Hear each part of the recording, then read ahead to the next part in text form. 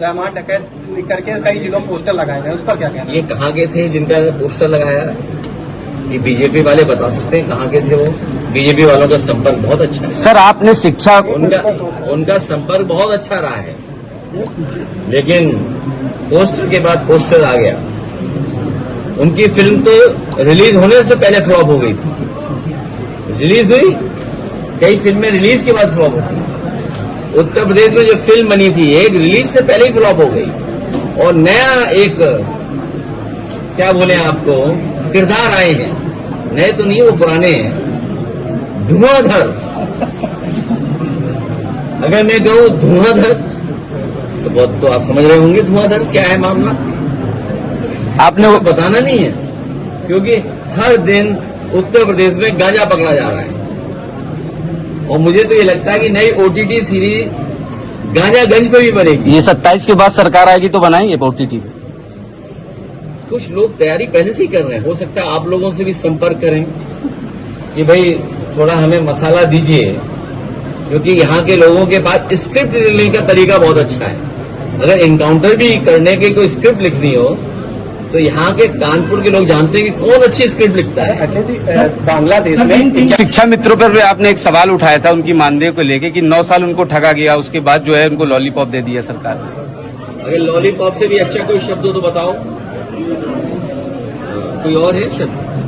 Lollipop से भी और बेहतर लालच देने वाला जुमला नहीं, जुमला पुराना हो गया। प्रलोभन दे दिया। प्रलोभन तो बहुत सोफिस्टिकेटेड वर्ड हो गया, बहुत एलीट वर्ड है।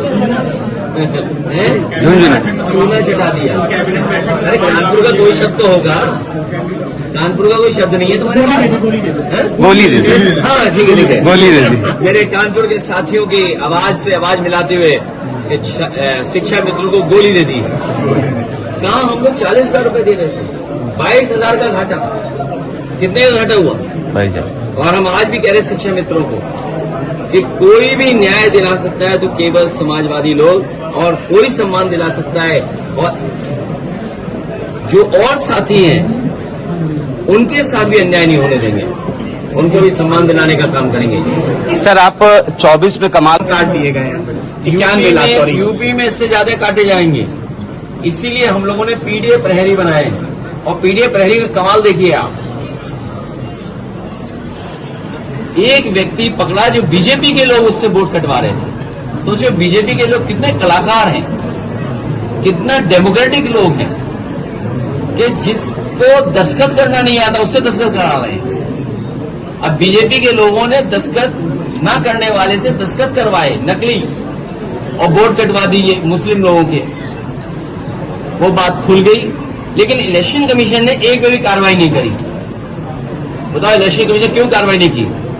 तो भय रहित चुनाव होगा, लेकिन यहां तो भय पैदा कर रहे हैं वोट काट करके, और वो भी किससे? जिसको दस्तखत करना नहीं आता उसके नकली दस्तखत किए। बताओ कोई कार्रवाई हुई? बताओ हिंदुस्तान अखबार कभी खबर निकालोगे? सर उत्तर प्रदेश में इधर देखा जा रहा है सर, हमारे हिंदुस्तान अखबार के मालिक कभी अखबार में खबर निकालोगे कि नंदलाल को हम लोगों ने पकड़ा, जो दस्तखत नहीं कर पाता बेचारा, उससे दस्तखत करवा लिए। एक भी अधिकारी पे कार्रवाई नहीं हुई, क्योंकि इलेक्शन कमीशन मिला हुआ है बीजेपी से, और हमारे कुछ आस्तीनी लोग मिले हुए बीजेपी से। सर इधर लगभग देखा जा रहा है कि टारगेट किया जा रहा है, चाहे वैसाई परीक्षा का मामला हो, तमाम ऐसे मामले जो जाति, आपने न्योता भी दिया है पार्टी में उनको आने का। किडनी वाली बात ही नहीं पूछ रहे, क्या हो गया कानपुर वालों को? सांप सूंघ गया भाई, किडनी पे पूछ लेना। सर आपने किडनी पे बयान दे दिया। बिल्कुल, किडनी में जिस तरीके से सामने आया तमाम आईएमए के उपाध्यक्ष हैं। हमें उम्मीद है कि किडनी वालों को न्याय मिलेगा। सर हमारे सवाल का जवाब नहीं दिया। सर एक जाति विशेष को टारगेट किया जा रहा है, एसआई परीक्षा मामला और तमाम ऐसे मामले, और एक जाति को जो है बचाया जा रहा है।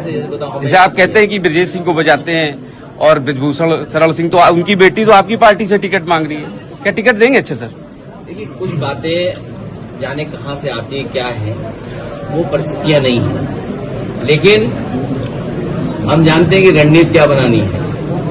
और तब जब पीडीए से घबरा करके बीजेपी वालों को समझ में नहीं आ रहा क्या करें, और हमारा क्वेश्चन पेपर भी आउट हो गया है कि भाई पीडीए से हराया उन्हें, और पीडीए के लोग एकजुट हो रहे हैं, वो अपना हक अधिकार मांग रहे हैं, अपना सम्मान मांग रहे हैं। तो बीजेपी वाले न हक देना चाहते न सम्मान देना चाहते, अब आप सोचिए 9 साल जिस सरकार ने आरक्षण लूटा हो, हक मारा हो, वो अब बाबा साहेब भीमराव अम्बेडकर जी के प्रतिमाओं पे छतरी लगाने जा रहे हैं। पूरे प्रदेश में आप पता कर लो, सबसे ज्यादा बाबा साहेब भीमराव अम्बेडकर जी की प्रतिमाओं को अगर किसी ने तोड़ा तो सब बीजेपी वाले थे जिन्होंने तोड़ा।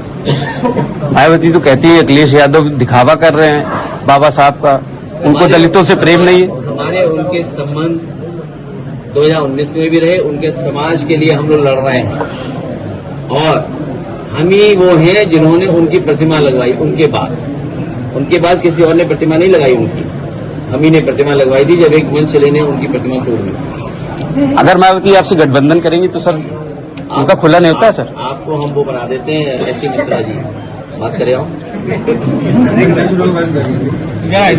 पता नहीं कानपुर में अवैध अस्पतालों की भरमार है, जैसे किडनी कांड में देखा गया, तो सर इसमें क्या कहेंगे? सब नियम देखिए, ये गरीब को न सही इलाज मिल रहा है, न समय पे इलाज मिल रहा है। देखिए, गरीब को न इलाज मिल रहा है, न समय पे इलाज मिल रहा है, न उन्हें दवाई मिल रही, न सही जांच हो रही है। और उसका परिणाम ये हो रहा है कि गरीब को दर दर भटकना पड़ रहा है और जो इलाज उन्हें सस्ते में मिलना चाहिए वो बेचारे प्राइवेट में जाकर के अपने खेत, अपनी जमा पूंजी, अपने खातों से पैसा निकाल करके लोन लेकर के इलाज करा रहे हैं। मैं अपने गरीबों को और किसान भाइयों को बता के जा रहा हूं कि समाजवादी सरकार आएगी तो उनका फ्री इलाज होगा, एक भी पैसा नहीं लगने देगी सरकार। और मेरे साथी जो सवाल पूछा है इसमें, आप खुशी नाम को तो जानते होंगे, उसकी मां बीमार थी, जो भाजपाई बड़ी बड़ी बातें करते थे, बताओ वो भाजपाई कहाँ हैं और वो अस्पताल कहाँ है जहाँ फ्री इलाज हो जाएगा। उनके परिवार की देखभाल और इलाज का काम अगर कहीं हुआ तो लोहिया अस्पताल में हुआ, और समाजवादी सरकार होती तो एक भी पैसा नहीं लगता, फ्री इलाज होता। तो ये जो बात कह रहे हैं वो सही कह रहे हैं कि गरीबों को इलाज नहीं मिल रहा सरकारी अस्पताल में। एम्बुलेंस बर्बाद कर दी, पुलिस खराब कर दी, और वो किस्से कहानी हमारे बहुत हैं और लंबी प्रेस हो जाएगी। 10-90 आप लाए, 112 वो छोड़ो, बहुत लंबी कहानी हो जाएगी। हम बहुत कानपुर के लिए सारा लेके आए हैं, लेकिन एक ही बात कहना चाहता हूँ, बुरे दिन जाने वाले हैं, बुरे दिन जाने वाले हैं। जब सरकार जाएगी तभी बुरे दिन जाएंगे। अखिलेश जी